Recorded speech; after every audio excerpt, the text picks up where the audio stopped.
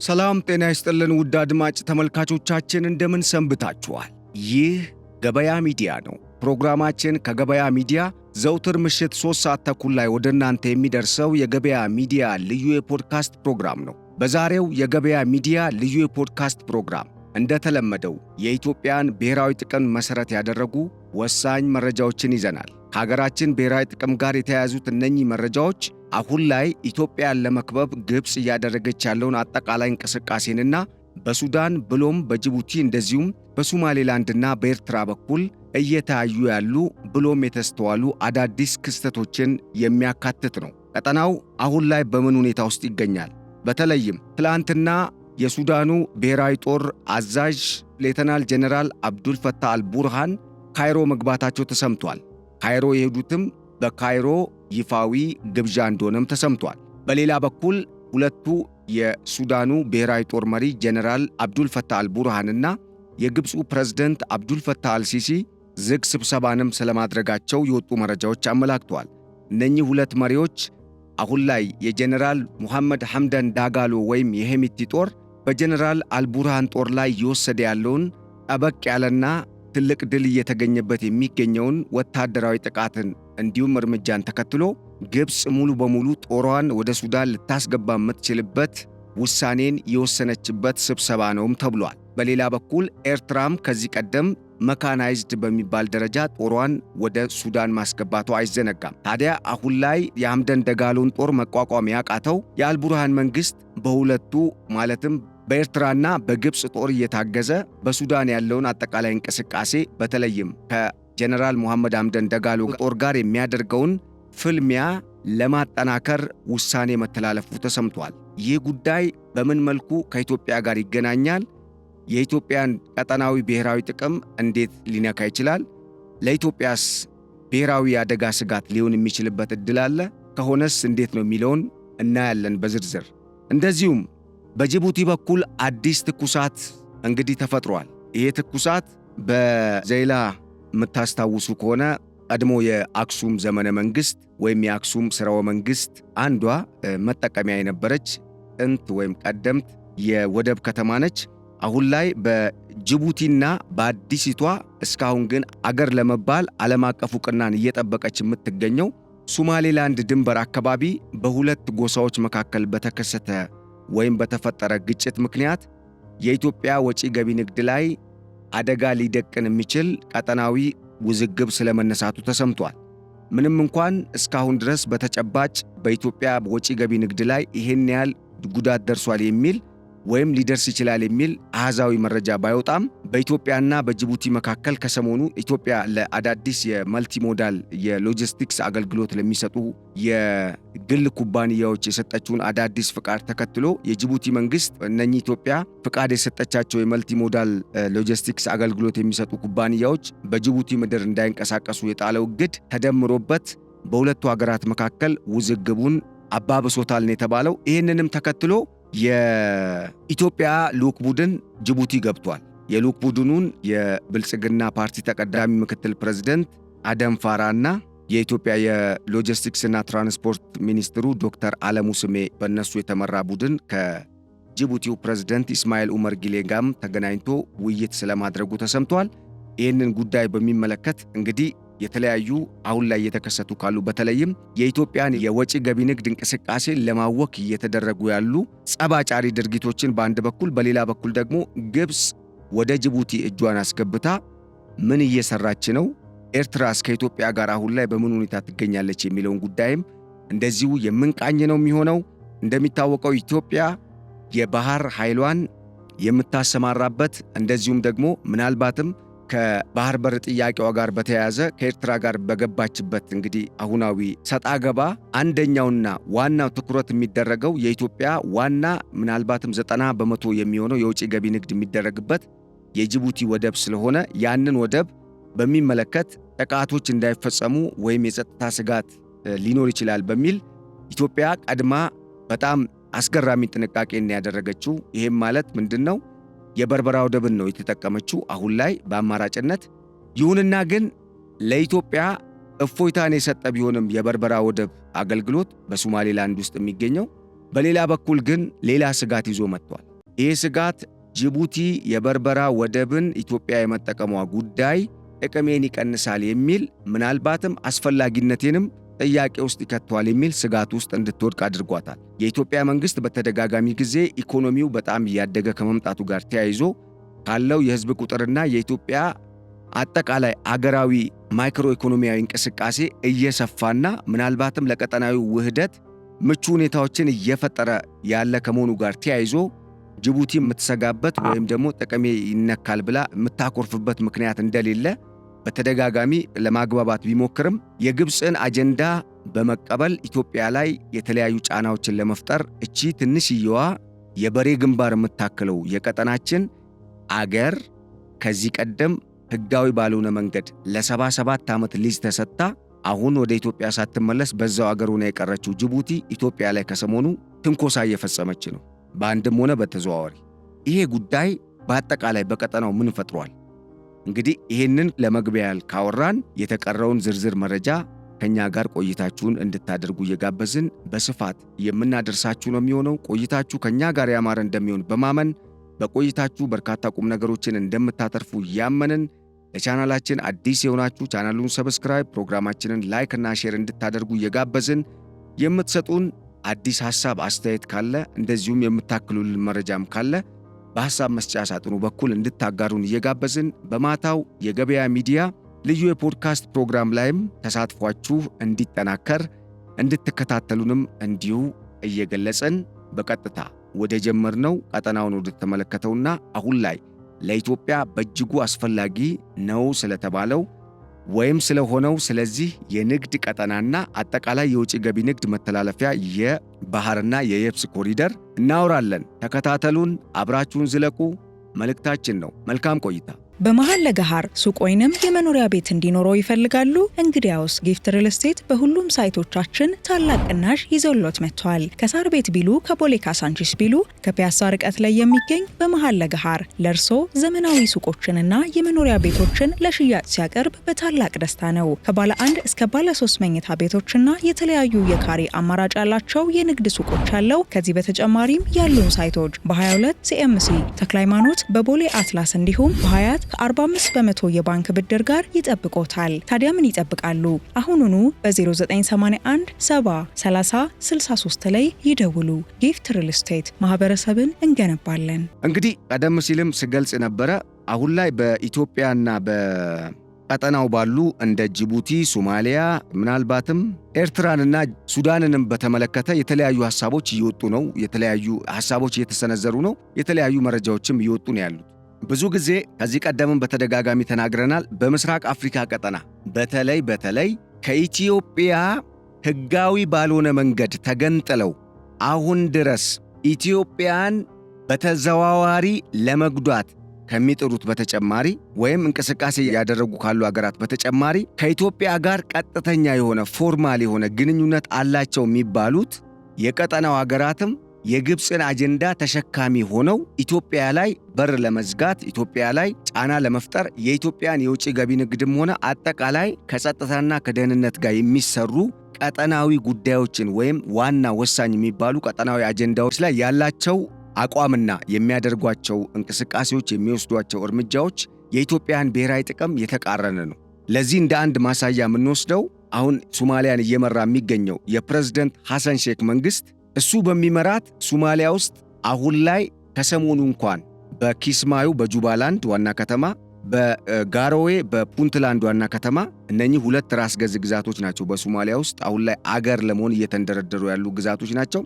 እንደዚሁም በሞቃዲሾ ጀዚራ በተሰኘው ሆቴል ውስጥ የተደረጉ የተለያዩ የሶማሊያ ምሁራንና የፖለቲካ ፓርቲዎች የተሳተፉባቸው ውይይቶች ላይ የተንጸባረቁ የተለያዩ የፖለቲከኞችና የምሁራን ሐሳቦችና የቀረቡ ወቅታዊ የሶማሊያ ሁኔታን የተመላከቱ መረጃዎች እንዳመላከቱት የሶማሊያ ወቅታዊ ሁኔታ ፍራግመንት እያደረገች ነው። ወደ ፍራግመንቴሽን ይሄ ወደ መከፋፈል ሶማሊያ ክራይሲስ ውስጥ እንዳለች ወይም ቀውስ ውስጥ እንዳለች ያረጋገጠ ነው። ይሄ ማለት አልጀዚራ፣ ቢቢሲ፣ ሲኤንኤን፣ እዛው ያለው ጋሮዌ ኦንላይን፣ ሱዳን ትሪቢዩን፣ ዘ ታይምስ ኦፍ እስራኤል፣ አናዶሉ ኤጀንሲ ወዘተ የዘገቧቸው መነጋገሪያ የሆነ አጀንዳን ነው የምነግራችሁ። ይሄ ተጨባጭ በሶማሊያ ውስጥ እንግዲህ እየተከሰተ ያለው ሁኔታ ነው። ታዲያ በዚህ አይነት ሁኔታ ውስጥ የምትገኘውን ሶማሊያ የሚመሩት ሰው አሁን ላይ የራሳቸውን ጉዳይ የውስጥ ጉዳይ ሳይፈቱ በሀገሪቱ ከፍተኛ የሆነ የእርስ በርስ ግጭት እየተካሄደ ባለበት በተለይ አልሸባብ አንድ የጋሮዌ ኦንላይን ያሰራጨው ዘገባ ላይ አንድ የሶማሊያ ከፍተኛ ባለስልጣን እንደዚሁም የጁባላንድ ወታደራዊ መሪ አልሸባብ የሶማሊያ ዋና ከተማ ሞቃዲሾ ሊገባ አፋፍ ላይ ነው ብለው አስተያየት እስከ መስጠት በደረሱበት በዚህ ወቅት ላይ ከግብፅና ከኢትዮጵያ ጠላቶች ጋር በመጣመር ኢትዮጵያ ላይ በር ለመዝጋት ሲሞክሩ ተስተውለዋል። ከዚህ ብዙ ነገር እንደምንረዳ ተስፋ አደርጋለሁ። ምክንያቱም አይደለም አቅም ኖሯቸው እየወደቁም እንኳን የራሳቸው ቀውስ አንገታቸው ደርሶ ሊውጣቸው እየተቃረበ ባለበት ሰዓት እንኳን ከኢትዮጵያ ጋር ሰላም ፈጥረው ለመተባበር ፈቃደኛ አይደሉም። አንዱ ማሳያ ይሄ ነው።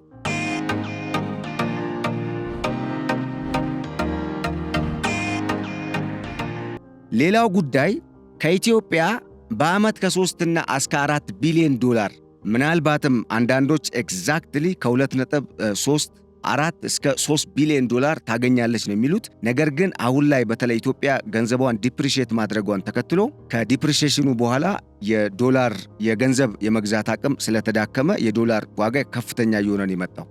እናም ይሄን ሁሉ እንግዲህ ዶላር ከኢትዮጵያ እየሰበሰበች የምትገኘው ጅቡቲ እንኳን ከኢትዮጵያ ይሄን ሁሉ ቢሊዮን ዶላር እያገኘችና በዓመትም አንድም ቀን ኢትዮጵያ ውስጥ የሚመረቱ ለፍጆታ የሚውሉ ማናቸውም በጅቡቲ ገበያ እንዲቀርቡ ከኢትዮጵያ መንግስት ጋር ውል ላይ የተደረሰባቸው ሸቀጦችም አጠቃላይ ደግሞ ለጅቡቲ በቅድመ ሁኔታነት ኢትዮጵያ እንድታቀርብ ቃል የገባቻቸው ምርቶች በገፍ ለጅቡቲ ገበያ እየቀረቡ የጅቡቲ ኢኮኖሚ 93 ወይም ምናልባትም አንዳንድ ጊዜ 95 ወይም ሙሉ የሚሉ አሉ። ነገር ግን ከ80 እስከ 90 በመቶ የሚሆኑ የጅቡቲ ኢኮኖሚ በኢትዮጵያ ላይ ዲፔንድ ሆኖ ጥገኛ ሆኖ ባለበት በዚህ ወቅት እንኳን ኢትዮጵያ ለምን የባህር በር ጠየቀች? የባህር በር መጠየቋ ለኔ ጥቅም አደጋ ነው በሚል ጅቡቲ ከግብፅ ጋር ተጣምራ ከኢትዮጵያ የምታገኘውን ኤሌክትሪክ ኃይል እንኳን በጂኦተርማልና በታዳሽ ኃይል በሶላር ኢነርጂ ለመተካት የቢሊዮን ዶላር ፕሮጀክት ቀርጻ ለግብፅ ኩባንያዎች ሰጥታ ከግብፅ ጋር እንቅስቃሴ ለማድረግ ሙከራ እያደረገች ነው የምትገኘው። የሚገርመው ነገር ግን ይህ አይደለም። ከግብፅ ጋር ከኢትዮጵያ ታሪካዊና ምናልባትም አንዳንድ ጊዜ ስትራቴጂካዊ አጋርነት ብቻ አይደለም ያለው፣ ስትራቴጂካዊ ጠላት ይባላል። በቃ በስትራቴጂ ደረጃ ይሄ አካል ይሄ ሀገር ጠላት ነው ተብሎ በሚታሰብ አግባብ በሚገለጽ ደረጃ ከኢትዮጵያ ጋር ጠላትነት ውስጥ ከገባችው ከግብፅ ጋር መጣመሯ ሳይንስ ጅቡቲ ኢትዮጵያ ፍቃድ የሰጠቻቸው የመልቲሞዳል አገልግሎት የሚሰጡ ኩባንያዎች ጅቡቲ ውስጥ ገብተው የራሳችንን አገር የንግድ እንቅስቃሴ እንዳያከናውኑ ወይም እዛ ላይ እንዳይሳተፉ እገዳ በመጣል የተለያዩ ግጭቶች እንዲፈጠሩ በተለይ የጎሳ ግጭት የኢሳና የአፋር ጎሳ ግጭቶች እንዲከሰቱ በማድረግ የኢትዮ ጅቡቲ አስቡት የኢትዮጵያ 90 በመቶ የሚሆነው የውጭ ገቢ ንግድ በሚከናወንበት በዚህ ዋና የኢትዮጵያ የጀርባ አጥንት በሚባለው የንግድ ኮሪደር መስመር ውስጥ ሰላም እንዲናጋ የኢትዮጵያ ሹፌሮች እንዲገደሉ እንደዚሁም ደግሞ በቀይ ባህርና በህንድ ውቅያኖስ ሰሜናዊ ዳርቻና በቀይ ባህር መግቢያ አካባቢ በተለይ በባበል ኤል መንደብ ወይም በባበል መንደብ እንደዚሁም በጅቡቲ የባህር ክልል ውስጥ ጭምር የሚንቀሳቀሱ አሸባሪዎችንም በተዘዋዋሪ በመቅጠር የኢትዮጵያ የባህር አገልግሎትና አጠቃላይ እንቅስቃሴ ላይ ስጋትን የሚፈጥሩ ኃይሎችን እያደራጀች የኢትዮጵያን ብሔራዊ ጥቅም ለመገዳደር ሙከራ ስታደርግ እየተስተዋለች ነው ጅቡቲ። አስቡት። አንደኛ ጅቡቲ ከኢትዮጵያ የምታገኘው ጥቅምን አስቡት። ቀደም ሲል የነገርኳችሁ የጅቡቲ ኢኮኖሚ ከየትኛውም አገር ጋር ወዳጅነት የለውም። አሁን ላይ ለምንድን ነው ወዳጅነት የለውም ያልኩት? የጅቡቲን ወደቦች የሚጠቀሙት በዋናነት ኢትዮጵያ ስትሆን በተረፈ እነ ሳውዲ አረቢያ ናቸው። እነሱም የጸጥታ ስጋት እዛ ጋር ስለሚያጋጥማቸው ከሁቲዎች ጋር በተገናኘ የጅቡቲ ወደብን እንደ ማረፊያ ተጠቅመው ከዛም በኋላ ነው የንግድ እንቅስቃሴያቸውን የሚያካሂዱት። ግን ከነኚህ ውጪ በዋናነት ጅቡቲ ገቢ የምታገኘው እሱም ወደ 700 ሚሊዮን ዶላር ነው። 1 ቢሊዮን እንኳን አይሞላም። የጦር ሰፈርን ለተለያዩ ሀገራት በማከራየት ነው። እዚህ አካባቢ የቀይ ባህር መግቢያ በሆነው የዓለማችን ወሳኙ የንግድ ቀጠና ላይ ማለት ነው።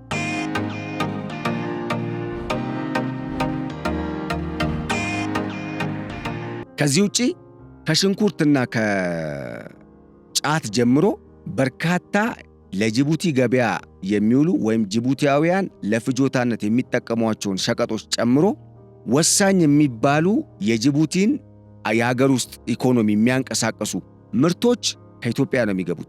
ለዛውም የእነሱን ወደብ እኛ ከፍለን ለምንጠቀመውም ጫና እንዳያደርጉብን በሚል በማባባያም ጭምር ነው የምናቀርብላቸው።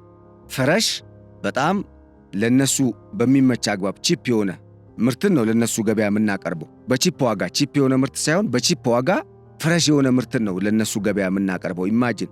ይሄን ሁሉ እያደረግን ግን ጅቡቲ የኢትዮጵያ ውጭ ገቢ ንግድ ላይ በየጊዜው የታሪፍ ጭማሪ እያደረገች፣ አንዳንዴ ኮታ እየጣለች፣ አንዳንዴ እገዳ እያደረገች የእኛን ኢኮኖሚ ለማሽመድመድ ከምትሰራው ግብፅ ጋር በመጣመር የግብፅን አጀንዳ እያራመደች ነው የምትገኘው እስቲል ነው። በተመሳሳይ ኤርትራን ታውቃላችሁ። በአሰብና አጠቃላይ በባህር በሩ ዙሪያ በሚመለከት በአሰብ ወደብና በኢትዮጵያ ታሪካዊ ተፈጥሯዊና ሕጋዊ የባህር በር ዙሪያ በሚመለከት በጅዳ ኢትዮጵያና ኤርትራን የሚወክሉ ሁለቱ አገራትን የሚመሩ መሪዎች ጠቅላይ ሚኒስትር ዶክተር አብይ አህመድና ፕሬዝዳንት ኢሳያስ አፈወርቂ በጅዳ ተገኝተው ፈርመው ተስማምተው የሳውዲ ንጉሥ አደራድሯቸው አስማምቷቸው ሽልማትም ተሸልመው ኢትዮጵያ የቀይ ባህር አክሰስ እንዲኖራት የአሰብ ወደብንም እንድትጠቀም አጠቃላይ እዚህ አካባቢ ደግሞ የባህር ኃይሏንም እንድታሰማራ አጠቃላይ የቀጠናውን ሰላምና ደህንነትም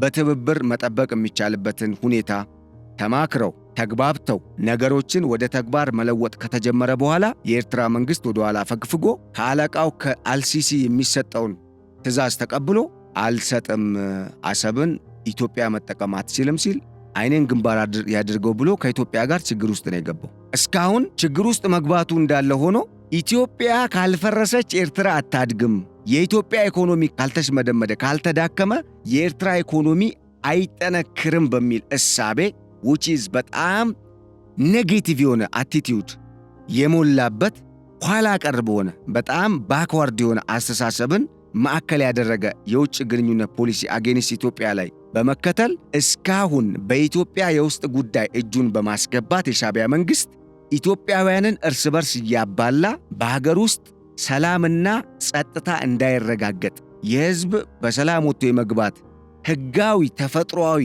ሰብአዊ መብት እንዳይረጋገጥ ከፍተኛ የሆነ የሰብአዊ መብት ጥሰት የጦር ወንጀልን እየፈጸመ ነው የሚገኘው። ከዚህም አልፎ የቀጠናውን ሰላም እያናጋና ለቀጠናው ሰላም ከፍተኛ የሆነ አደጋ የሚሆን አካሄድን እየሄደ ጦሩን እያደራጀ በተመሳሳይ የኢትዮጵያ መንግሥት ተቃዋሚ የሆኑ ኃይሎችን ደግሞ በአንድ ላይ እያጣመረ ኢትዮጵያን ለመውጋት እንቅስቃሴ እያደረገ ባለበት ሰዓት ላይ ነው ያለነው። ኢማጂን። ከጦርነት ምን ሊተረፍ እንደሆነ አይታወቅም። ምክንያቱም 1991 እንደ ኢትዮጵያ አቆጣጠር 1991-92 በኢትዮጵያና በኤርትራ መካከል በተደረገው ጦርነት ኤርትራ ምን ያህል እንደወደመች ይታወቃል። ከመጎዳቷ በፊት ኢትዮጵያን ምን ያህል እንደጎዳች ይታወቃል። በተለይ ትግራይ ክልል አካባቢ አድግራትን ልንል እንችላለን፣ ዛላምበሳ፣ አድዋ ከተማ እስከ አክሱምም የዘለቀ የተለያዩ ጥቃቶችን ፈጽሟል። የተለያዩ ጉዳቶችን አድርሷል። በቁጥር በርካታ የሚባሉ ዜጎች ኢትዮጵያና ኤርትራ ፉል ስኬል ጦርነት ውስጥ ከመግባታቸው ከሳምንታት በፊት በርካታ ኢትዮጵያውያን ዜጎችን ገድሏል የሻዕቢያ መንግሥት። በዛ ወረራም ከመፈጸምም በላይ ኢትዮጵያ ላይ በርካታ ዜጎችን በመግደል ወንጀልን ሰርቷል። እንግዲህ መጨረሻ ላይ የጦርነቱ ታሪክ ግን በኢትዮጵያ ድል አድራጊነት ነው የተከናወነው። ምንም እንኳን ኢትዮጵያ በድጋሚ አሁን ድረስ አወዛጋቢ የሆነውን ውሳኔ የወሰነችበት ወይም ደግሞ የባህር በሩን እንድናጣ የተደረገበት ፋታል የሚባል ሚስቴክ፣ ታሪክ የማይረሳው ሚስቴክ የተሰራበት ስምምነትን በአልጀርስ ሄዳ እሺ ብላ ተቀብላ የመምጣቷ ጉዳይ እንዳለ ቢሆንም ማለት ነው። ጦርነቱን ግን ኢትዮጵያን ያሸነፈችው።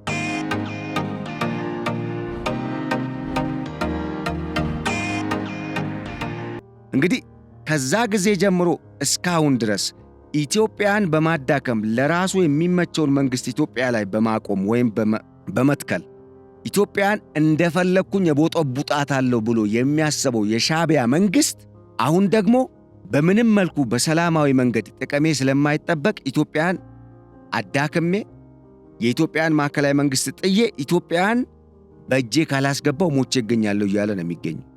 የሱዳንን ጉዳይ ስንመለከት አልቡርሃን ለራሱ ግማሽ መንግስትን እንኳን በአግባቡ መምራት ሳይችል RSFን አሸንፎ የሱዳንን ሰላም ማምጣት ሳይችል ጭራሽ አጣብቂኝ ውስጥ በገባበት ወቅት እንኳን የተለያዩ ኃይሎችን በማደራጀት ኢትዮጵያ ላይ ጦርነትን ለመክፈት እንቅስቃሴ የምታደርገውን ግብፅን በመተባበር የኢትዮጵያን ሉዓላዊ ዳር ድንበር ደፍሮ ለመግባት ወይም ጥሶ ለመግባት ጦሬን ድንበር ላይ ያሰፍራለሁ እያለ ነው የሚገኘው። የትኛውን አቅሙን ተማምኖ እንደሆነ አይታወቅም። የዚህ አይነት አመለካከት ነው ያላቸው የቀጠናው ሀገራት። በጣም ነው የሚገርመው።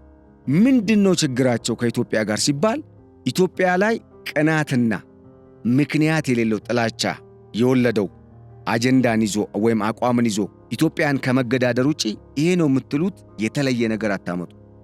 ለምንድነው ከተባለ እነኚህ አሁን የጠቀስኩላችሁ አራቱም ሀገራት ከኢትዮጵያ ጋር በጣም የጠበቀ ቁርኝት ያላቸው በተፈጥሮ በመልክዓ ምድራዊ አቀማመጥም በህዝብ ለህዝብ ግንኙነትም በአጠቃላይ በቀጠናው ባለው ማህበራዊ ኢኮኖሚያዊና ፖለቲካዊ ጉዳይ በአንድም ሆነ በተዘዋዋሪ ወይ በቀጥታም ሆነ በተዘዋዋሪ በአንድም ሆነ በሌላ የሚገናኙ ሀገራት ናቸው።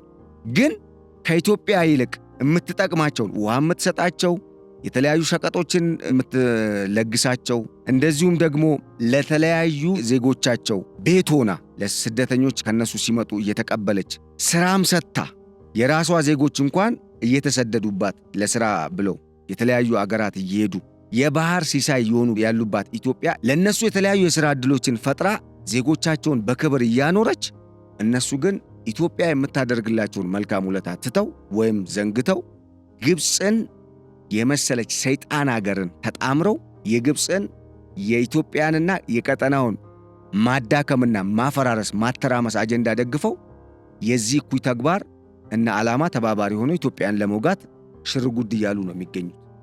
ይሄ ምንድነው የሚያሳየን ታዲያ? ይሄ ሁኔታ እንዳጠቃላይ ከመደጋገሙም በላይ በዚህ ድግግሞሽ ውስጥ በታሪክ አጋጣሚ የተረዳናቸው እውነታዎች ምንድናቸው? ግብፅ ቀጠናው ላይ ከዚህ ቀደምም እንደገለጽኩላችሁ አረቦቹን ተጠቅማ የቀጠናው አገራትን የአረባይዝ ጸረ እስራኤል የሚለውን ፖለቲካ አጌኒስት ኢትዮጵያ ላይ ተግባራዊ እያደረገች እንደሆነ ነው። ይሄ ደግሞ ለአንዴና ለመጨረሻ ጊዜ እነኚህ የቀጠናውን አገራት ወይ ውስጣቸው ያለውን አቅም ሙሉ በሙሉ መቆጣጠር አሊያም ደግሞ ልክ ሶማሊያ ውስጥ እንደተፈጠረው ነገር ኢትዮጵያ ይሄንን ስትራቴጂ ተግባራዊ አድርጋ ጅቡቲም ኤርትራ ሱዳንም እንደዛው መቆጣጠር ወይም ደግሞ እነኛ ሀገራት ውስጥ መዘወር የሚያስችል ከፍተኛ ሚናን መወጣት የሚያስችል አቅምን ፈጥራ የዲፕሎማሲም ወታደራዊም ኢኮኖሚያዊም ፖለቲካዊም አቅም ፈጥራ እዚህ ቀጠና ላይ የበላይነቷን ካላረጋገጠች ግብፅ ከኢትዮጵያ አናት እንደማትወርድ የሚያረጋግጥ አካሄድ ነው አሁን እየተመለከትን ያለነው።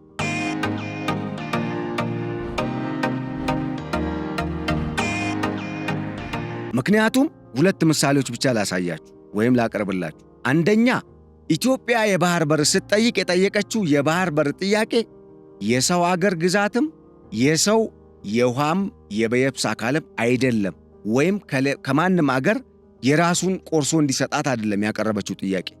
በሸፍጥና በአሻጥር የተወሰደባትን ሕግ በማያውቀው አግባብ ለዛውም ሕጋዊ ያልሆነ መንግሥት አሳልፎ የሰጠውንና ተባብረው ደግሞ እስካሁንም ኢትዮጵያ የተዘጋባት ከዓለም የተነጠለች አገር ለማድረግ ሲሰሩበት የነበረው አካሄድን በመቃወም ያ አካሄድ ያደረሰባትን ጉዳት ትክክል አይደለም፣ ፍትሃዊ በሆነ በጋራ ጥቅም ላይ የተመሰረተ ግንኙነት ቀጠናዊ ትብብርን በልማት በኢኮኖሚና በፖለቲካ በደህንነት ሽብርተኝነትን በመከላከል በመዋጋት ዘርፍ እናጠናክር፣ ሕዝባችን ጠላቱ ድህነት ነው፣ ድህነትን እንቅረፍ በሚል ፖሊሲ ይዛ ከቀጠናው አገራት ጋር የተለየ ጣፈንታ የለኝም፣ አንዱ የቀጠናው አገር ሲጎዳ እኔም አብሬ እጎዳለሁ የሚል አጀንዳን ወይም ቀጠናዊ የውጭ ግንኙነት ፖሊሲን አንግባ አብረን እንስራ የሚል ጥሪን አቅርባ እጇን ዘርግታ ልትቀበላቸው ፍቃደኝነቷን ስታሳይ እነኚህ አገራት ግን እንደለመዱት በታሪክ እንደለመዱት ኢትዮጵያ ላይ የሆነ የመንግሥት ለውጥ ሲመጣ ኢትዮጵያ ብሔራዊ አጀንዳዋ ሳይንሳዊ በሆነ መንገድ ተቀርጾ ብሔራዊ ጥቅሞቿ እነኚህ ናቸው ተብለው ተቆጥረው ተሰልተው አንድ ሁለት ተብለው ተዘርዝረው ተቀምጠው እነኚህን ለማሳካት በተለይ ሜጋ ፕሮጀክቶችን ትኩረት በማድረግ የሚያስጨርስ የሚገነባ ወይም የኢትዮጵያን ብሔራዊ በአጠቃላይ ሊያስጠብቅ ቅድሚያ የሚሰጥ መንግስት ሲመጣ እንደ ምን ልበላችሁ ከመሬት ውስጥ ይውጡ ከሰማይ ይዝነቡ አላቅም ብቻ ምንድነው ወቅት እየጠበቀ የሚወጣ ቢራቢሮ አለ። ስትይዙት አቅም የለውም። ክንፉን ከቆረጣችሁት ምድር ላይ ዝም ብሎ የሆነ ይርመሰመስና ከዛ በኋላ በገፍ ነው እንደዚህ ረግፎ የምታገኙት። በቃ በጅምላ ማለት ነው። እንግዲህ በልጅነት የምታስታውሱ ከሆነ ብዙዎቻችሁ ቢራቢሮ የሆነ ዝናብ ከዘነበ በኋላ ወይ ክረምት አካባቢ ከተለያየ ጉድጓድ ይወጣል እና በጣም ብዙ ናቸው። ግን የሆነ ወቅት ላይ ነውና በቀላሉ አንዴ ደግሞ ርም ብሎ በአጠቃላይ አንድ ጊዜ በጅምላ የሚሞቱ ናቸው። ልክ ያንን በሚመስል እንደ ቢራቢሮ መንጋ ወይ እንደ አንበጣ መንጋ በሉ ስብስብ ቢሉና ለምን ኢትዮጵያ ብሔራዊ ጥቅሜን አለች ብለው በሰሜንም በደቡብም በምስራቅም በኩል ጠላት ይነሳል። ሁል ጊዜ ነው። በታሪክ አጋጣሚ ወደኋላ የኢትዮጵያን ታሪክ ፈትሹ። በነገራችን ላይ በአጼዎቹ ዘመንም ይሄ ነገር አለ። የታሪክ አጋጣሚን በታሪክ የኋላ ድርሳናችን እስኪ ፈትሿቸው። ይህንን ነገር ታገኛላችሁ። አጼ ኃይለ ሥላሴ ወደ ስልጣን ሲመጡ ተግዳሮት ነበረባቸው፣ ተመሳሳይ ተግዳሮት። ያኔ ገማል አብዱል ናሲርን ታውቃላችሁ፣ የግብፁ ፕሬዝዳንት የመጀመሪያ ከነጻነት በኋላ የመጀመሪያ ፕሬዝዳንት ነው የሚባለው። ይሄ ሰውዬ ናሲሪዝም አረቢዝም አጀንዳን ለምስራቅ አፍሪካ የኢትዮጵያ ጎረቤት አገራት ያስተዋወቀና በውስጥ ፖሊሲያቸው ውስጥ እንዲተገብሩት አጌኒስት ኢትዮጵያ እንዲሆኑ ያደረገ የመጀመሪያው። ከዛ በፊት እነ ካዴፍ እስማኤል ፓሻን መሐመድ አሊን ታስታውሳላችሁ። የግብፅ መሪዎችን መጥተው እነ ጉንደትና ጉርአን ታስታውሳላችሁ። ምን አይነት ድል እንደተሰራና እንዴት እንደተመለሱ ምን አስበውም እንደመጡ ታስታውሳላችሁ። በየዘመኑ ኢትዮጵያን መተናኮል የምትወደው ግብፅ ከሆነ ጊዜ በኋላ በተለይ ከገማል አብዱል ናሲር በኋላ ወይም ከ1960ዎቹ ግብፅ ያው ነፃ ከወጣች በኋላ 1954 56 በኋላ ከራሷም አልፋ ብቻዋን ከመምጣትም በተጨማሪ እነኚህ የቀጠናውን አገራት በዚህ በናሲሪዝም ፖለቲካ ወይም ይሄ እንደ ርዕዮተ ዓለም ልናየው እንችላለን። ባይዘው አረቢዝም ግን አረቢዝም እኮ አይደለም፣ ወይም ሪል የአረብ ኮንሰፕትን ይዞ አይደለም የሚመጣው። የግብፅን ብቸኛ ቀጠናዊ ተጠቃሚነትን ተግባራዊ ለማድረግ ወይም አጉልቶ የሚያሳይ ለግብፅ ጥቅም ሌላውን መስዋዕት ማድረግ የሚል እኮ ፖሊሲ ነው። ግን ይህንን ተጠምቀው በንጉሱ ጊዜም ተመሳሳይ ችግር ገጠመን። በደርግ ዘመነ መንግስትም ተመሳሳይ። ጅቡቲ ለምሳሌ በደርግ ዘመነ መንግስት ወደ ኢትዮጵያ መመለስ ነው የነበረባት። አስቡት፣ ግብፅ ራሷ ሰርታቸው ወደኛ ስትልካቸው ቢያንስ እንደ ሀገር ቆመዋል አይደል? አሁን የሀገራቸውን ህዝብን ጥቅምና እንደው እንደ ሀገር ብሔራዊ አጀንዳቸውን እንኳን አስቀድመው አይመጡ። የግብፅን አጀንዳ ነው አንግበው የሚመጡ። ስለዚህ ለዚህ ነው እኔ እንደ ቢራቢሮ የሆነ ክረምት ላይ የሆነ ነገር ሲፈጠር ለም ሲሆን ምናምን ከመሬት ወጥቶ እንደ ከባቢ አየሩን እንደሚሞላው ፍጥረት እነኚህ ደግሞ ኢትዮጵያ ልትነሳ ስትል ተሰብስበው ይመጣሉ። የኢትዮጵያ ጠላቶች ማለት ነው። ኢትዮጵያ በዚህ አይነት ሁኔታ ውስጥ ነው ያለችው፣ በዚህ አይነት የታሪክ አጋጣሚ ውስጥ።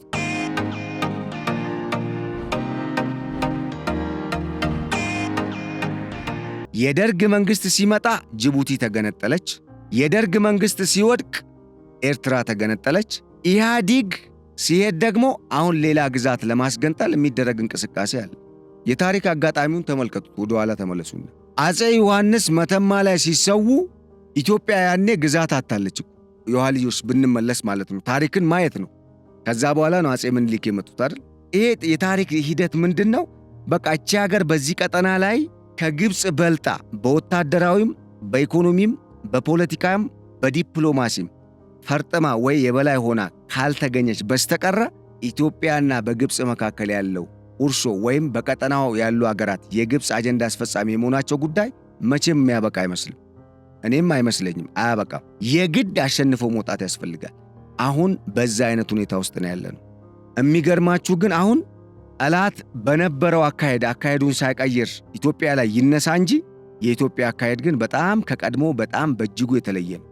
ከሰሞኑ ነግሬያችኋለሁ። ብዙ ነገር የወጡ መረጃዎች የኢትዮጵያ አካሄድ የተሰወረ የተለየና የወደፊት ጎሎችን ወይም እቅዶችንና ትልሞችን ታሳቢ ያደረገ ነው። ያ ማለት ስትራቴጂካዊ የሆኑ ናሽናል ኢንተረስት የሆኑ አጀንዳዎች ላይ ወይም በጣም ስትራቴጂካዊ የሆኑ ብሔራዊ ጥቅሞች ላይ ወይም ብሔራዊ አጀንዳዎች ላይ ያተኮረ አካሄድ ነው የኢትዮጵያ መንግስት እየሄደ ያለው በዚህ ቀጠናም በአህጉር አቀፍም በዓለም አቀፍም ደረጃ። ወይራስ ጠላት ደግሞ ታክቲካዊ ነው፣ የማይዘልቅ ማለት ነው። ሰስተነብል የማያደርግ ወይም ደግሞ ዘላቂነት የሌለው አይዘር ኢት ካን ቢ ሚሊተሪ አሊያንስ ሊሆን ይችላል ወይም የሆነ አንድ ጎረቤት ከአንድ ጎረቤት ጋር በቡና ወሬ ተኮራርፎ እንደሚጣመረው አይነት ማለት ነገ ሲታረቅ ይታረቃል ወዲያው ማለት። የኢትዮጵያ መንግስት አካሄድ ግን አሁን ላይ የምናያቸው ነገሮች ለምሳሌ የአባይን ግድብ ተመልከቱ። ያ ሁሉ ሺህ ሰው ሞቶ የአባይ ግድብ የተገደበበት ምክንያት ስትራቴጂክ ኢንተረስት ነው። አባይ ህልውናም ነው ለኢትዮጵያ። በተመሳሳይ የባህር በሩም እንደዛ ነው። ከባህር በሩ በተጨማሪ ደግሞ ማዕድንን ተመልከቱ። ለኢትዮጵያ ዘለቄታዊ ለውጥ ዋና ሞተር ነው። ቢኮዝ ብዙ ቢሊዮን ዶላርን የሚያመጣና የኢትዮጵያን አቅም የበለጠ የሚያጠናክር ነው። ሌላው ቀጠናዊ ውህደትን ተመልከቱት። ኢትዮጵያ የቀጠናው ዘዋሪ ሀገር እንደመሆኗ በቀጣይ በዚህ በምስራቅ አፍሪካ ቀጠና አሁን ላይ ቀጠናውን እንደ ተውሳክ እየበከሉት ከሚገኙት መንግስታት ነፃ በሚሆንበት ጊዜ በኋላ ላይ ምን ሊፈጠር እንደሚችል አስቡት። ቀጠናው ሲዋሃድ ያ ማለት ሌላ ራሱን የቻለ አፍሪካ ጠንካራ የአፍሪካ ኢኮኖሚ ዞን ይፈጠራል ማለት ነው። ያ ማለት እንደ አንድ ሀገር ይተነፍሳሉ ማለት ነው። ያን ጊዜ ቀጠናው በኢኮኖሚም በዲፕሎማሲም በወታደራዊ ዘርፍም በሌሎች የአንድ ሀገር ወይም ቀጠናዊ እድገት በሚመዘንባቸው ዘርፎች ምን ያህል ሊያድግ እንደሚችል አስቡት። እዛ ላይ ትኩረት ያደረገ ነው። ግን ቀድሞ የነበረ ጠላት አሁንም ራሱ ስለሆነ የቀጠለው ተመልከቱ የሚከተሉትን ስትራቴጂ። አንድ ቤት ውስጥ ምንም የማያውቅ ዜጋ መጥቶ መግደል፣ አንድ የኢትዮጵያን ወደ ጅቡቲ መስመር የሚሄድ ሹፌር አውርዶ መግደል። ይሄ ነው በቃ ድሮም የነበረ ማለት ነው። ከዛ ምንድነው የኢትዮጵያን ኢኮኖሚ በዚህ ያዳክማለሁ። ኦፍኮርስ አዎ ችግር ሊፈጥር ይችላል፣ ግን ዘለቄታዊነት ጥቅም አያስገኝላቸውም። ለምን? ህዝብ እየተረዳቸው ነው ያለው አሁን ጠላትን፣ የኢትዮጵያን ጠላት ማለት ነው። እና ኢትዮጵያ በዚህ ሁኔታ ውስጥ ባለችበት በዚህ ወቅት 3 ነገሮች ተከስተዋል ከሰሞኑ። አንደኛው በሶማሊያ በኩል ሶማሊያ በመፈራረስ ውስጥ ነች።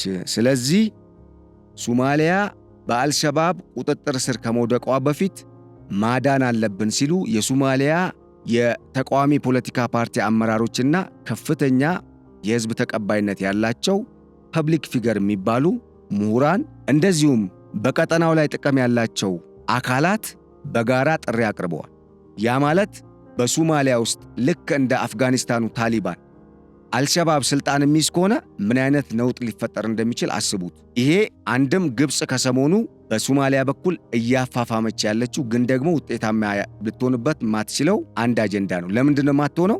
የሶማሊያ ዋና የሚባሉ ራስ ገዝና ምናልባትም ከሶማሊያ ማዕከላዊ መንግስት በላይ ጠንካራ ጦር ያላቸው እንደ ፑንትላንድ፣ ጁባላንድ ወይራስ አሁን ደግሞ ሶማሌላንድ ኦልሞስት እሷ 1991 ነው ከሶማሊያ የተገነጠለችው። እነኚህ ራስ ገዝ ግዛቶች ከኢትዮጵያ ጋር ጥብቅ ቁርኝት ነው ያላቸው እና ከኢትዮጵያ ወዳጅ ሀገራት ጋርም የጠበቀ ግንኙነት ነው ያላቸው። በመሃል ለገሃር ሱቅ ወይንም የመኖሪያ ቤት እንዲኖረው ይፈልጋሉ? እንግዲያውስ ጊፍት ሪል ስቴት በሁሉም ሳይቶቻችን ታላቅ ቅናሽ ይዘውሎት መጥቷል። ከሳር ቤት ቢሉ፣ ከቦሌ ካሳንቺስ ቢሉ፣ ከፒያሳ ርቀት ላይ የሚገኝ በመሃል ለገሃር ለርሶ ዘመናዊ ሱቆችንና የመኖሪያ ቤቶችን ለሽያጭ ሲያቀርብ በታላቅ ደስታ ነው። ከባለ 1 እስከ ባለ 3 መኝታ ቤቶችና የተለያዩ የካሬ አማራጭ ያላቸው የንግድ ሱቆች አለው። ከዚህ በተጨማሪም ያሉን ሳይቶች በ22 ሲኤምሲ ተክለ ሃይማኖት፣ በቦሌ አትላስ እንዲሁም በሀያት ከ45 በመቶ የባንክ ብድር ጋር ይጠብቆታል። ታዲያ ምን ይጠብቃሉ? አሁኑኑ በ0981 70 30 63 ላይ ይደውሉ። ጊፍት ሪል ስቴት ማህበረሰብን እንገነባለን። ይሄ ሁኔታ ግብፅን ዓላማዋን እንዳታሳካ ያደርጋታል ባጭሩ። ነገር ግን ሰርጎ ገቦችን አታስገባም ልንል አንችልም። ምክንያቱም ስቲል ሞቃዲሾ የከተመው የሐሰን ሼክ መንግስት የሚመራው ግዛት ሰፊ ግዛት ነው፣ ቀላል የሚባል አይደለም። ለኢትዮጵያ ደግሞ በደቡብ አቅጣጫ ሰፊ ድንበርን የሚዋሰን ትልቅ ግዛትን ነው የሚመራው። ስለዚህ በዚህ ግዛት ውስጥ የሆነ እንቅስቃሴ ለማድረግ ሙከራ እያደረገች ነው። ይሄ አንዱ በኢትዮጵያ ላይ ስጋትን ለመፍጠር የተሞከረ ሙከራ ነው በደቡብ በኩል። በሌላ በኩል በጅቡቲ አሁን አዲስ ውዝግብ ተፈጥሯል። የጅቡቲ እንግዲህ ዜላ ወደብን ቀደም ሲል መግቢያ ላይ ነግሬያቸዋለሁ። የአክሱም ስርወ መንግስት አንዷ የኢኮኖሚ መገልገያ ፖርት ነው የነበረችው ወይም ወደብ ነው የነበረችው።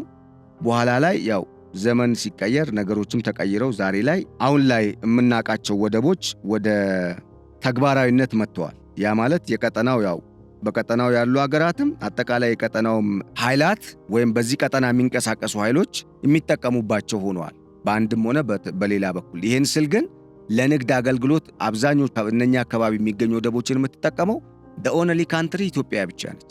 ኢንክሉዲንግ የምጽዋ ወደብንም ጭምር ኤርትራ የትኛው ኢኮኖሚ ይጠቀምበታል? መጠቀም ቢያስፈልግ ማለት ነው። ምንም ተስፋ የለውም ከኢትዮጵያ ውጪ። የኤርትራ አገርነት ከኢትዮጵያ በምንም መልኩ ማለት ነው መነጠል አይችልም። ኤርትራ አጠገብ ኢትዮጵያ የለችም ማለት ኤርትራ አገር መሆን አትችልም። ጅቡቲ አጠገብ ኢትዮጵያ የለችም ማለት ጅቡቲ አገርነቷ ያበቃል። አንዳንዶቻችሁ የጦር ሰፈር አከራይታለች ምናምን ልትሉ ትችላላችሁ። ኖ ዌይ አይደለም። ዋናው መሰረት ምን በልቶ እዛ ምድረ በዳ ላይ ምን አምርቶ ኤቭሪቲንግ ሁሉም ነገር የሚገባው ከኢትዮጵያ ነው። ኢትዮጵያ ጫንቃ ላይ ነው የተቀመጡት እነኛ ሀገራት። ገሚሶቹ ሀገራት ኢትዮጵያን ካልቆነጠጥን በእጃችን ካልጨበጥን ለራሳቸው እኮ የአንድ የአዲስ አበባን ከተማ የሚያክል ኢኮኖሚ የላቸውም። ለምሳሌ ኢሳያስ አፈወርቂ ነው ያዋቸው። የኢሳያስ አፈወርቂ ዋና አጀንዳ በኢትዮጵያ ያለውን ማዕከላዊ መንግስት በብሔር በምን ማጋጨት፣ ህዝቡን የማዕከላዊ መንግስቱን በማዳከም ከጣለም በኋላ እኛ ምንፈልገውን መንግስት እናቋቁምና ኢትዮጵያ የኛ ሁለተኛ ግማሽ ሀገር የፈለግነውን የምንወስድባት ምንቦጠቡጣት እምንዘርፋት ሀገር ትሆንና ኢን ዘ ኤክስፔንስ ኦፍ ኢትዮጵያ በኢትዮጵያ ውድቀት ወይም በኢትዮጵያን የመስዋዕት በግ በማድረግ የኤርትራን ኢኮኖሚ እንገነባለን። በጣም የመጨረሻ እኮ የሚገርም እኮ የአሮጋንት አካሄድ እኮ ነው የሚሄዱ። ይህንን ነው የሆርን ሪቪው የሰሞኑ የትንተና ሪፖርት የሚያስረዳው። ከዚህ ቀደም በአዲስ አበባ ዩኒቨርሲቲ በሆርን ሪቪውና በአዲስ አበባ ዩኒቨርሲቲ አዘጋጅነት በተካሄደው ኮንፈረንስ ላይ የውጭ ጉዳይ ሚኒስትሩ ዶክተር ጌዲዮን ጢሞቴዎስ ያረጋገጡትም ኤርትራ የኔ ብቻ ኢትዮጵያ የኛ፣ ኢትዮጵያ ውድቀቷ ለኛ እድገት ነው፣ የኢትዮጵያ ኢኮኖሚ መዳከም ለኛ ኢኮኖሚ መጠናከር ነው የሚል አስቡት ምን አይነት አስተሳሰብ እንደሆነ። እና በጅቡቲ በኩል ደግሞ ምን ተከሰተ? በሁለተኛ ደረጃ ዘይላ በሚባለው በሶማሌላንድና በጅቡቲ ድንበር አካባቢ በሚገኝ ቀጠና ላይ የሚኖሩ የሶማሊያ እንደዚሁም የአፋር ጎሳዎች መካከል ግጭት ተፈጥሮ በኢትዮጵያና በእነኚህ ጎሳዎች መካከል ኡርሶ እንዲፈጠር በማድረግ የኢትዮጵያ የገቢ ወጪ ንግድ እንቅስቃሴ ላይ ስጋት ለመፍጠር ያለመ የጎሳ ግጭትን የኢስማኤል ኡመር ጊሌ መንግስትና የግብፅ መንግስት ከሻዕቢያ መንግስት ጋር በመጣመር ፈጥረዋል። ይሄ ደግሞ የኢትዮጵያን የባህር ላይ ንግድና አጠቃላይ የውጭ ገቢ ንግድ እንቅስቃሴ ለማወክ ማለት ነው።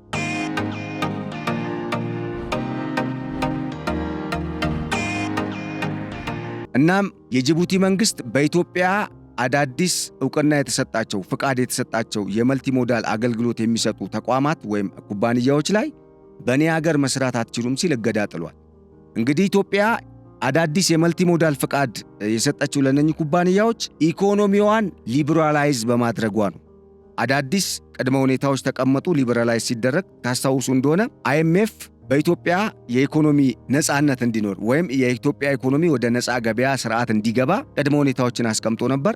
ኢትዮጵያ ወደዛ ስርዓት ነው የገባችው። ለምሳሌ ኢትዮ ቴሌኮም ላይ ሳፋሪኮም መጥተዋል። አዳዲስ ባንኮች ወደ ኢትዮጵያ እንደገቡ ታውቃላችሁ፣ ሙከራ እያደረጉ እንደሆነ። እንደዚሁም በኃይሉም ዘርፍ የግል ተቋማት የሚያመርቱበት ወይም ኃይል ማመንጨት ስራ ላይ የሚሰማሩበት ሁኔታ፣ በንግድ የመልቲሞዳል አገልግሎት የወደብ አጠቃላይ ትራንስፖርት፣ የሎጂስቲክስ የመሳሰሉ እንትኖች ስራዎችን የሚሰሩ የዓለም አቀፍም የሀገር ውስጥ ኩባንያዎችም እንዲንቀሳቀሱበት ገበያው ክፍት ሆኗል። የስቶክ ማርኬት፣ የኢንቨስትመንት እንደዚሁም ደግሞ የካፒታል ገበያ መቋቋም እነኚህ አዳዲስ በኢኮኖሚ ውስጥ ከ60 ምናምን ዓመት በኋላ ድጋሜ ለመተግበር የተሞከሩ ኢኮኖሚውን ነፃ ለማድረግ የተወሰዱ ኢኮኖሚክ ሜጀሮች ናቸው፣ እርምጃዎች ናቸው። ይህንን ተከትሎ ነው ለነኚህ መልቲሞዳል አገልግሎት ለሚሰጡ ኩባንያዎች የኢትዮጵያ መንግስት ፍቃድ የሰጠው። የጅቡቲ መንግስት ግን ኖ ያለ። ይሄ ብቻ አይደለም እኮ እስካሁን ድረስ ታሪፍ ይጨመራል ኢትዮጵያ ላይ ለወደብ ኪራይ፣ ለኮቴ ወዘተ እየተባለ። ይሄ ሁሉ ለምንድን ነው? ኢትዮጵያ ከሰሞኑ የጠየቀችው የባህር በርን ጥያቄ ምክንያት በማድረግ ምናልባት ጦርነትን የሚፈልገውና ከጦርነት ውጪ ሌላ አማራጭ የለም ብሎ የሚያምነው የሻዕቢያ መንግስት ከኢትዮጵያ ጋር ጦርነት ውስጥ ቢገባ የመጀመሪያ ታርጌት የሚያደርገው የኢትዮጵያን የውጭ ገቢ ንግድ የሚከናወንበትን የኢትዮ ጅቡቲ መስመርን ማጥቃትና የባህር ላይ እንቅስቃሴ ማወክ ነው። የባህር ላይ እንቅስቃሴን እንዴት ነው የሚያውከው? ከዚህ ቀደም ተናግረናል። የባህር ላይ ወንበዴዎችን ያሰማራል፣ አደራጅቷል። ልክ ከኤርትራ አሁን አለኝ ከምትለው ባህር ኃይል ጋር ባልተናነሰ መልኩ አሰልጥኖ ለአንድ ዓመት ያክል አሰልጥኖ ቁጭ አድርጓቸዋል። አማራጭ ከጠፋ ኤርትራ ጦርነት እንኳን ተካሄዶ የምትሸነፍ ከሆነ ኢሳያስ አፈወርቂ ከአስመራ ከተማ በስተደቡብ አቅጣጫ 28 እና 30 ኪሎ ሜትር ርቀት ላይ በሚገኝ ዋሻ ውስጥ በሰራው ምሽግ ውስጥ ሆኖ ለማዋጋት የሚያስችል ቴክኖሎጂ አስገጥሞ ነው ይህንን ጦርነት ለማድረግ እየተዘጋጀ ያለው። ያ ማለት ኤርትራ ጦሯ የሚሸነፍ ከሆነ መጨረሻ ላይ ቀጠናውን የሚያምስ ልክ እንደ ከዚህ ቀደም በሶማሊያ እንደሚታወቀው ፓይረትስ የሚባሉት የባህር ላይ ወንበዴዎችን ለማሰማራት እና ጅቡቲ ከሰሞኑ ከግብፅ ጋር ስምምነት በፈረመችበት አግባብ መሰረት ይኸው ኢትዮጵያን የማወክ ሙከራ እያደረገች ነው። እንግዲህ ይህንን ጉዳይ ለመፍታት የብልጽግና ፓርቲ ከፍተኛ አመራር አደም ፋራህ እና የኢትዮጵያ የሎጂስቲክስ እና ትራንስፖርት ሚኒስትር ዶክተር አለሙ ስሜ የሚመሩት የልዑክ ቡድን ጅቡቲ ገብቶ ከኢስማኤል ኡመር ጊሌ መንግስት ጋር እየተወያዩ ነው የሚገኙት። እስካሁን በወጡ መረጃዎች በተለያዩ በሁለትዮሽ ግንኙነትና የጋራ ትብብርን ማጠናከር በሚቻልባቸው ዙሪያዎች መምከራቸውን የተሰማው ፋይናል ዲሲሽን ግን ምናልባት ኢስማኤል ኡመር ጊሌ ከጠቅላይ ሚኒስትር ዶክተር አብይ አህመድ ጋር ሊነጋገሩ የሚችሉበት ዕድል እንዳለ ተመላክቷል። እንግዲህ ከሰሞኑ የወጡ መረጃዎች በኢትዮጵያና በጅቡቲ መካከል ያለው ውዝግብ እየተካረረ ስለሆነ በሁለቱ ሀገራት ያለው የንግድ እንቅስቃሴ እንዳይቋረጥና ኢትዮጵያ 90% የሚሆነውን የንግድ እንቅስቃሴዋን የምታደርግበት ወደብ እክል ገጥሞት የኢትዮጵያ ኢኮኖሚ እንዳይጎዳ ስጋት ያደረባቸው አካላት በቴክኒካል ኮሚቴ ደረጃ ጉዳዩን መፍታት ስላልቻልን አሁን ምን አርጉልን እያሉ ነው። በመሪዎች ደረጃ ይከናወን በሚል ሐሳብ ሲቀርብ ነበረ። አሁን እንግዲህ መሪዎች ሄደዋል ማለት ነው። ያው ከፍተኛ ባለስልጣናት ሄደዋል። በኋላ ላይ ሁለቱ ደግሞ መሪዎች ለብቻ የሚገናኙበት ሁኔታ እንዳለ እየተነገረ ነው። ይሄ ሁሉ ግን ምንድነው የሚያሳየው? የግብፅ አጀንዳ ነው፣ ኢጅፕት ነው። አጠቃላይ ስሪቱና የተቀባው የሳይኮሎጂካል ሴታፑም ለምንድነው ጦርነትን አማራጭ የሚያደርገው? እስኪ ባለፉት 34 ዓመታት ኤርትራ ከኢትዮጵያ ራሴን ገነጠልኩ ብላ በጉልበት ሄድኩ ካለችበት ጊዜ ጀምሮ በኤርትራ ምንድነው የተገነባው ነገር? የኤርትራ ሕዝብ ምንድነው የተጠቀመው? ስደት አንደኛ ነው በቀጠናው የኤርትራ ሕዝብ በስደት በኢኮኖሚ መጨረሻ ለዛውም አሃዙ የማይታወቅ የአይኤምኤፍ 2025 ሪፖርት ኤርትራ አሁን ላይ ምንም አይነት የኢኮኖሚ እንቅስቃሴ ሪፖርት ያላረገች ኢኮኖሚዋ የማይታወቅ አገር ብሎ ነው ሪፖርት ያደረገው።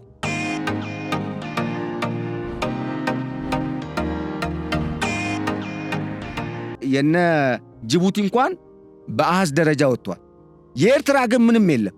እቺን ሀገር ነው እንግዲህ አሁን እያደቀቁ የሚገኙት ኢሳያስ አፈወርቂ። እቺን ሀገር ይዘው ነው ኢትዮጵያን ለመውጋት የሚያስቡት። እናም ኢትዮጵያ ላይ ጦርነትን ሲያስቡ ኢትዮጵያን አሸንፋለሁ ሳይሆን እነኚህ የተለያየ ጥቅምን ቁርሾን በቃ ማዕከል አድርገው ኢትዮጵያ ላይ የተጣመሩ ጠላቶችን አንድ ላይ አብሬ አዳክማለሁ በጊዜ ሂደት የኢትዮጵያን መንግስት ልክ የደርግ መንግስት እንደተደረገው። ባለፈው ያኔ የደርግ መንግስት ስልጣን ላይ ሆኖ በነበረበት ጊዜ 17ቱንም ዓመት በዚህም በዛም በምዕራብም በምስራቅም በሰሜንም በደቡብም ቢዚ አድርገውት መጨረሻ ላይ ትቶላቸው ሄደ። ከዛ አንድ ሀገር ተገነጠለች አይደል? ያው ሻቢያ ምን ሻቢያ ብቻ ደርግ ገና እንደመጣ ጅቡቲ ተገነጠለች። ለምን? መመለሻዋ ነበረ ወደ ኢትዮጵያ፣ የሊዝ ጊዜው አብቅቶ ነበር። ደርግ ሲወድቅ ደግሞ ኤርትራ ሄደች። አሁን ደግሞ ምንድነው የሚታሰበው? አያችሁ፣ ምንም አይነት አዲስ ስትራቴጂ እንኳን አይጠቀሙ። የነበረውን ትሬንድ ነው በተለየ መልኩ ለማስኬድ የሚሞክሩት። ይሄ ነው እየሆነ ያለውና ይሄ ሁኔታ አዋጭ አልሆንም ሲላቸው አልሲሲ አሁን ሙሉ ጦሬን ይዤ እገባለሁ ሲሉ ወስነዋል። እንግዲህ ይገባሉ፣ እናያለን። ለማንኛውም ቀጠናችን በዚህ አይነት ሁኔታ ውስጥ ነው ያለው። በአንጻሩ ኢትዮጵያ ህንድን ጨምሮ እስራኤል፣ ፈረንሳይ፣ ኢቭን ቻይናና አሜሪካ እንኳን ከኢትዮጵያ ጋር አብሮ ለመስራት ስምምነት አድርገዋል። ኢትዮጵያ ላይ እንደ በፊቱ ጫና የሚያደርጉት ሌላ ሀያላን ሀገራት አሁን የሉ። አሜሪካ እንኳን ከሰሞኑ በቻይና ላይ ጥገኛ የሆነችበትን የከበሩ ማዕድናት ገበያን ሀብትን አፍሪካ ውስጥ ባሉ 7 ሀገራት መገኘቱን ተከትሎ ከነኛ ሀገራት አንዷ ኢትዮጵያ ስለሆነች በኢትዮጵያ ላይ ያላት አቋም መለሳለስ ብቻ አይደለም፣ ኢትዮጵያ ዋና የቀጠናው ስትራቴጂክ አጋሬ ነች ስትል ነው ኮንፊርም ያደረገችው። ይህንን የስቴት ዲፓርትመንቱ መግለጫ ነው ያረጋገጠው። እና ምንድነው የምንረዳው ስንጠቀልለው? አሁን ላይ ኢትዮጵያ ተስፈኛ ሀገር ነች። ኢትዮጵያን ለማተራመስ የሚሰሩ ኃይሎች ደግሞ ተስፋቸው እየመነመነ ነው። ይህንን ነው የሚያሳየው።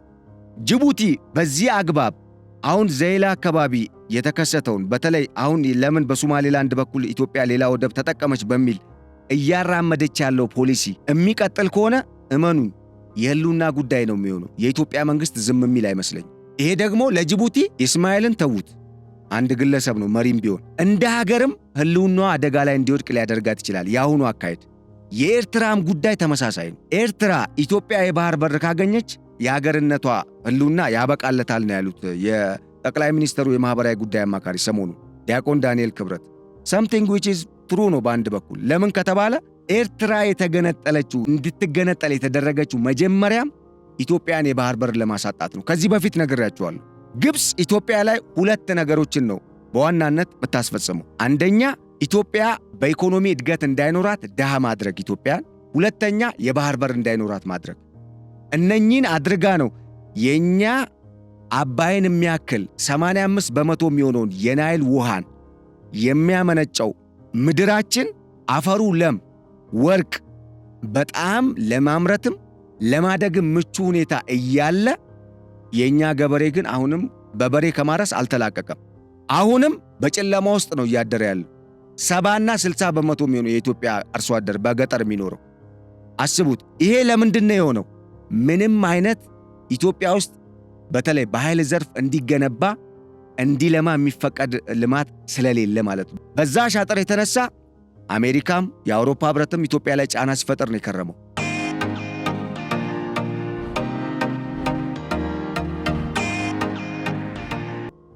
ለዓመታት ማለት ነው።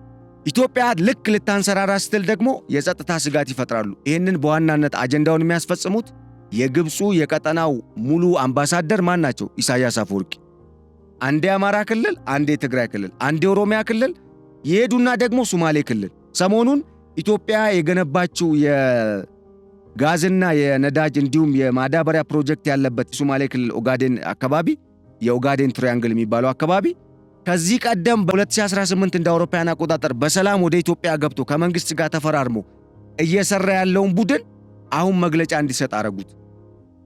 እኔ እርምጃ ነው የምወስደው እዛ ጋር ጋዝ ከተጠቀመች ኢትዮጵያ። የኦጋዴን ነፃ አውጪ ግንባር የሚባለው ድርጅት ይህንን ጉዳይ እንዴት ነው የምናየው?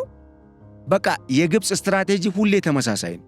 እኔ ግን የምረዳው አሁን ብሪክሶች ዓለም ላይ አዲስ የስርዓት ለውጥ እንዲመጣ አንድ አደገኛ የሆነ ለውጥ የሚያመጣ አካሄድን እየሄዱ ስለሆነ ምናልባት ሶስተኛው የዓለም ጦርነት ካልተነሳ ቀጠናው ላይ እመኑኝ በዚህ አካሄድ እነኚህ አገራት ኢትዮጵያን አጋር አድርገው የያዙት አገራትም ተጨምሮበት እነኚህ ኢትዮጵያ ላይ እክል የሚፈጥሩ አገራት ህልውናቸውም ሊመናመን የሚችልበት ሁኔታ ሊፈጠር ይችላል ብዬ ነው ማምነው። አደገኛውን አሁን እየሄዱበት ያለውን አካሄድ የሚገፉበት ከሆነ አንሌስ እነሱ መጥተው ሰላማዊ ድርድር የማይደረግ ከሆነ ማለት ነው። የሚደረግ ከሆነ ነገሮች ሊስተካከሉ የሚችሉ ይመስለኛል። የማይሆን ከሆነ ግን ኤርትራም ጅቡቲም ኢቭን ሶማሊያ ራሷ ብዙ ሀገር ልትሆን ትችላለች። እነ ኤርትራና ጅቡቲ ግን መዳረሻቸው ተመልሶ ኢትዮጵያ እንደሚሆን ነው የማስበው። ስለዚህ አሁን ግብፅ ወደ ሱዳን ትገባለች። ስትገባስ እነ ኢትዮጵያ፣ ደቡብ ሱዳን፣ ቻድ፣ ኬንያ ምን ሊያደርጉ ይችላሉ? ሊቢያ የአፍታር ጦር ምን ሊያደርግ ይችላል? አብረን የምናየው ይሆናል። ወቅታዊ ሁኔታው ይህንን ይመስላል። ጅቡቲስ ከሰሞኑ የፈጠረችውን ቀውስ ራሷ ታርቀዋለች? ከኢትዮጵያ ጋር ሰላም ትፈጥራለች ወይስ አትፈጥርም? በቀጣይ ተከታትለን የምናቀርብላችሁ መረጃ ነው የሚሆነው። እንግዲህ ቀጠናችን አሁን ያለበት ሁኔታ በመጠኑ ይህንን ይመስላል። በሌላ በኩል እንደ ህንድ ያሉ አገራት ከ15 ቢሊዮን ዶላር በኢትዮጵያ ኢንቨስት ለማድረግ መስማማት ማለት ተስፋ የሌላት አገር ብትሆን ኢትዮጵያ 15 ቢሊዮን ዶላር አይደለም 1 ሚሊዮን ዶላር እዚች ሀገር ኢንቨስት ለማድረግ አይመጣም። የትኛውም ሀገር ኢንቨስትመንት እንደዚህ ትልቁን ፒክቸር ማየት ያስፈልጋል። ስለዚህ እንደነገርኳችሁ በዚህ አካሄድ እነኚህ የቀጠናው ሀገራት በተለይ ከኢትዮጵያ ጋር ኢትዮጵያን በቀጥታ እርምጃ ልትወስድባቸው የምትችላቸው ሀገራት አሁን የሚሄዱበትን አደገኛ አካሄድ የማይቀይሩ ከሆነ የህልውናቸው ሁኔታ አደጋ ላይ እንደሚወድቅ አትጠራጠሩ ለማለት ነው። ሰላም ከመጣ ግን በሚገርም ሁኔታ ቀጠናው የሚገርም አይነት ኢኮኖሚያዊ ለውጥ ያመጣል። ያ እንዲሆን ተስፋ አረጋለሁ። እንግዲህ ለዕለቱ ያዘጋጀነው የገበያ ሚዲያ ልዩ የፖድካስት ፕሮግራም እስካሁን የተከታተላችሁትን ይመስል ነበር። በቀጣይ በሌሎች ከኢትዮጵያ ብሔራዊ ጥቅም ጋር የተሳሰሩ ቀጠናዊ፣ አህጉራዊና ዓለም አቀፋዊ አጀንዳዎችን ይዘን እስክንመጣ ለአሁኑ በዚሁ ተሰናበትን። አብራችሁን ስለቆያችሁ እያመሰገንኩኝ መልካሙን ሁሉ ተመኘው። ቸር ሰንብቱልን። ሰላም። በመሃል ለገሃር ሱቅ ወይንም የመኖሪያ ቤት እንዲኖረው ይፈልጋሉ? እንግዲያውስ ጊፍት ሪል ስቴት በሁሉም ሳይቶቻችን ታላቅ ቅናሽ ይዘውሎት መጥቷል። ከሳር ቤት ቢሉ፣ ከቦሌ ካሳንቺስ ቢሉ፣ ከፒያሳ ርቀት ላይ የሚገኝ በመሃል ለገሃር ለርሶ ዘመናዊ ሱቆችንና የመኖሪያ ቤቶችን ለሽያጭ ሲያቀርብ በታላቅ ደስታ ነው። ከባለ 1 እስከ ባለ 3 መኝታ ቤቶችና የተለያዩ የካሬ አማራጭ ያላቸው የንግድ ሱቆች ያለው። ከዚህ በተጨማሪም ያሉን ሳይቶች በ22 ሲኤምሲ ተክለ ሃይማኖት፣ በቦሌ አትላስ እንዲሁም በሀያት ከ45 በመቶ የባንክ ብድር ጋር ይጠብቆታል። ታዲያ ምን ይጠብቃሉ? አሁኑኑ በ0981 70 30 63 ላይ ይደውሉ። ጊፍት ሪል ስቴት ማህበረሰብን እንገነባለን።